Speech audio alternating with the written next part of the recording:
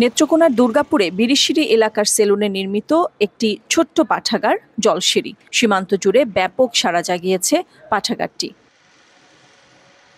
সেলুনে চুল কাটতে আসা লোকদের অপেক্ষার কিছুটা সময় বই পড়ে কাটানোর এই অভিনব ব্যবস্থা নজর কেড়েছে স্থানীয়দের। সেলুনের মালিক কৃষ্ণশীল ও জলসিঁড়ি পাঠ কেন্দ্রের উদ্যোগে বই পড়ার কথা এখন সবার মুখে মুখে।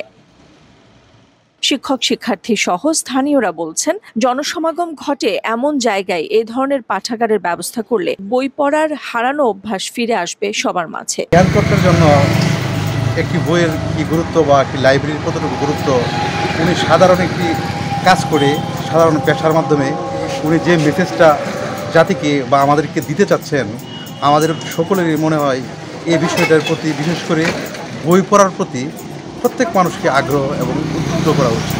এখানে অবসর সময় কাটানোর পাশাপাশি বই পড়া এবং পেপার পড়া অবসর সময়টা কাটে এবং খুবই ভালো লাগে এবং এতে করে আমাদের সামাজিক ভাবে যে অন্যায় অত্যাচার অনেক পোলাপান আছে, মানুষজন আছে বিভিন্ন অপকর্মের সাথে সম্পৃক্ত, এগুলি থেকে আমাদের বিরত থাকে বলে মনে বই পড়ার পাশাপাশি একটা শিক্ষণীয় বিষয় আর কি। যখন ছেলেপেলেরা, বিশেষ করে উঠতি বয়সের ছেলেপেলেরা এই চুল কাটতে আসে, তখন তারা এই চুল কাটার পাশাপাশি যে ফাঁকে যে সময়টা পায় সেখানে তারা বই পড়ে নেয়, যেটা একটা মহতী উদ্যোগ।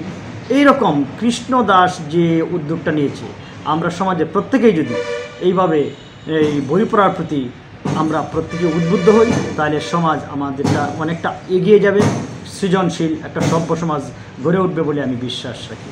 নেত্রকোনার শ্যামগঞ্জ বিরিশিরি সড়কের বিরিশিরি সেতুর পাশে কৃষ্ণশীলের সেলুনে প্রতিদিন ভিড় জমাচ্ছেন স্থানীয়রা। চুল কাটাতে আসা লোকদের অপেক্ষার সময়টুকু বই পড়ে কাটাতে পেরে খুশি তারা।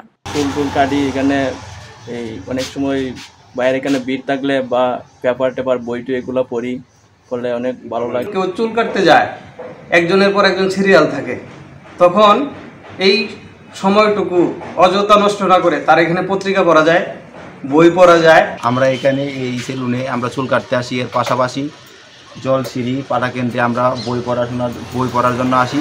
এখানে বইয়ের সংখ্যা অনেক কম, বিভিন্ন ধরনের বই সংগ্রহ করার জন্য আমরা আপনাদের কাছে অনুরোধ জানাচ্ছি। 14 বছর আগে জলসিঁড়ি পাঠ কেন্দ্রের পরিচালক দীপক সরকারের সহযোগিতায় এ উদ্যোগ নেন সেলুনের মালিক কৃষ্ণ দাস শীল। আশপাশের স্কুল কলেজের শিক্ষার্থীরা প্রতিদিন পড়তে আসে দেখে খুব ভালো লাগে তার। 14-15 বছর ধরে জলসিঁড়ির পাঠ কেন্দ্র এবং পাঠাগার, বিভিন্ন পত্রিকা আমরা আগেই করতাম ত্রিমাসিক, এবং ওই আলোকেই আমরা পাঠ অভ্যাস করার করি।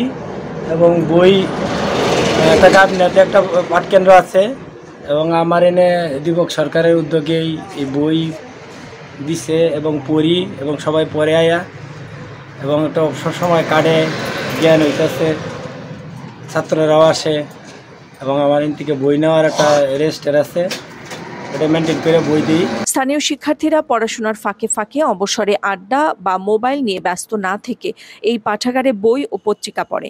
এমন সময়ে এ ধরনের উদ্যোগ নির্দ্বিধায় ভালো প্রভাব ফেলেছে। ডেস্ক রিপোর্ট, সারা বাংলা।